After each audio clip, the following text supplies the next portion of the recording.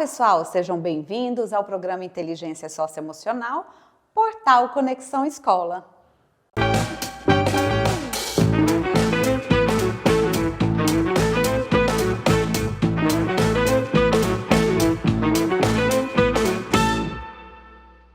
Hoje vamos explorar um tema essencial para o nosso bem-estar e crescimento: o autocuidado e a rede de apoio. Vamos entender como o autocuidado é importante para o nosso bem-estar e como uma rede de apoio nos traz segurança em vários aspectos da vida. Mas antes de prosseguirmos, inscreva-se no canal Portal Conexão Escola no YouTube e ative o sininho para receber notificações sempre que lançarmos novos vídeos. E curta este vídeo para que mais pessoas possam se beneficiar deste conteúdo. O autocuidado, especialmente no contexto do bem-estar físico e emocional, tem um impacto significativo no funcionamento do cérebro e dos neurônios. Práticas de autocuidado, como exercícios físicos, sono adequado, alimentação equilibrada e gerenciamento do estresse, promovem a liberação de neurotransmissores como serotonina, dopamina e endorfinas, que regulam o humor e a sensação de prazer. Para compreendermos melhor sobre este tema, temos o prazer de receber a psicóloga clínica Lidiane Passarinho, que é especialista em atender adolescentes, o nosso foco de hoje. Seja bem-vinda, Lidiane! Muito obrigada pelo convite, espero muito contribuir com vocês em relação a todos esses questionamentos. Lidiane, para começar, você pode nos explicar o que é autocuidado em relação à rede de apoio, conforme o olhar da psicologia? Então, existem vários tipos de autocuidado, né? E dentre eles existe o autocuidado social, que é eu buscar estabelecer e manter relações que são saudáveis, que agregam valor a objetivos que eu quero alcançar, que me ajudam quando eu preciso, que me protegem, né? Então, estabelecimento mesmo de relações que sejam saudáveis para mim e a manutenção disso, né? Então, dentro da perspectiva do adolescente, né? Falando com o adolescente, quem seriam essas pessoas, né? Que trabalham aí para contribuir nesse autocuidado, né? Social? Os pais, professores, amigos, principalmente pessoas adultas, porque o adolescente, apesar de ser uma fase em que eles buscam muito, né, os amigos e os pares, né, os adultos servem como grandes protetores, por conta de serem pessoas que conseguem ter uma percepção um pouco além, né, um pouco mais para o futuro, característica que o adolescente ainda tem um pouco de dificuldade por conta da sua questão cerebral, que percebe mesmo só a situação, só o momento, né? E por isso, infelizmente, às vezes, se envolve em situações que não são tão saudáveis, né? Como relacionamentos na internet que podem trazer risco, né, para esse adolescente, como situações com pessoas também, pessoal, né, que também pode trazer risco. Então, os adultos servem como essa referência de alguém que consegue olhar para além, né? Então, todas essas pessoas e também os pares, né, os outros adolescentes, servem como essa rede de apoio, esse autocuidado social. E por que o autocuidado é particularmente importante para os adolescentes? A fase da adolescência, ela tem como característica principal esse momento em que os adolescentes buscam explorar novos ambientes. Então, ele já está muito bem ambientado com o ambiente de casa, né? Pais, irmãos, tios, enfim, mas principalmente o ambiente doméstico.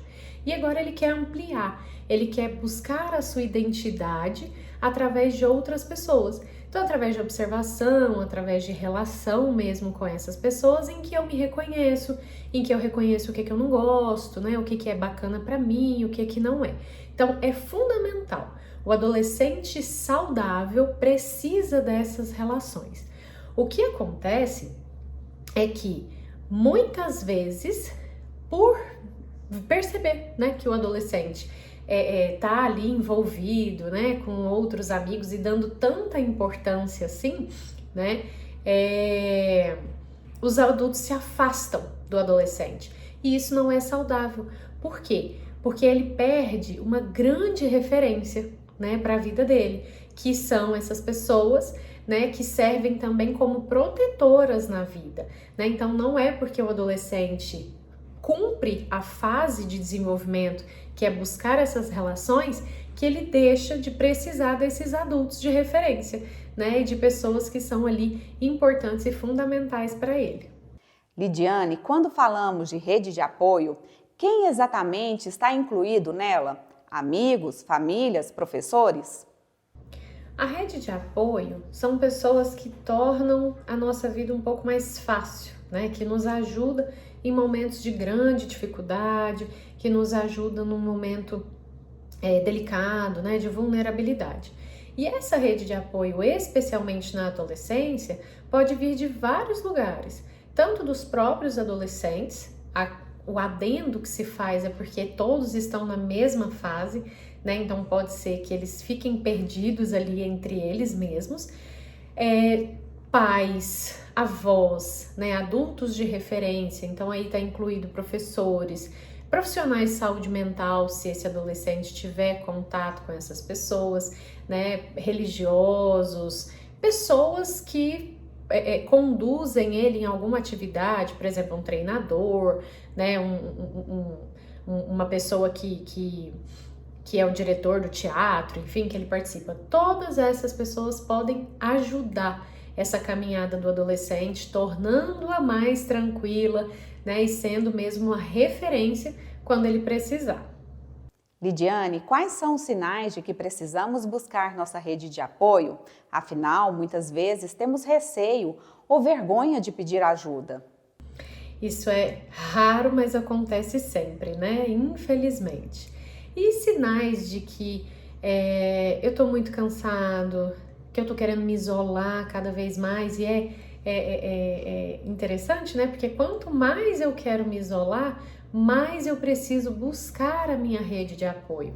E às vezes trabalhar algumas distorções que nós temos, do tipo, ninguém quer me ajudar, eu não posso contar com ninguém, né? A gente precisa lembrar que as pessoas têm outras atividades também, né? Tem outras questões, mas que nós precisamos pedir ajuda, porque muitas vezes falta esse pedido de ajuda, né? E o outro não consegue adivinhar o que a gente está sentindo, o que a gente está pensando, por mais próximo que ele esteja, né? Então, pedir ajuda, dizer, olha, eu não tô bem, você pode me ajudar, né? Então, para alguém que seja da sua confiança, que seja de sua referência, né? Sabendo que você vai ser ouvido e acolhido. E como podemos, de forma prática, fortalecer nossa rede de apoio?